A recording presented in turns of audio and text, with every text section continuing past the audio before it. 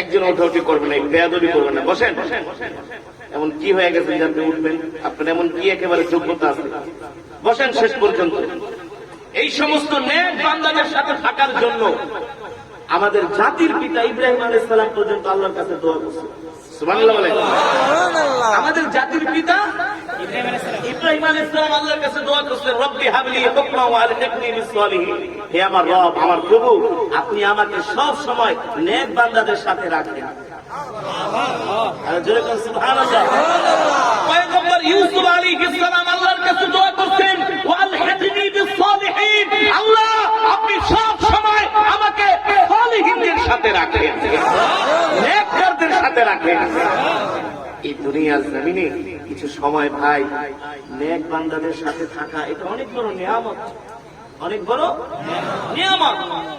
আর কি বা করবেন বাড়িতে যায়? হয়তো বা যায় গল্প করবেন, যারা বিড়ি খাওয়ার সব অবস্থায় বিড়ি খাবেন, আর যাদের পান শেষের অভ্যাস আছে একটু পান খেয়ে ঘুমায় থাকবেন। আর যুবকরা কি করবো, সারা রাত ফেসবুকে। আমরা তো ওয়াজ করে যাই, দেখি এক একটা জঙ্গলে বয়া, রাস্তার কোনায় বয়া, এদিকটা মশায় কামড়ায় শেষ করে ফেলাইতেছে, খবর নাই।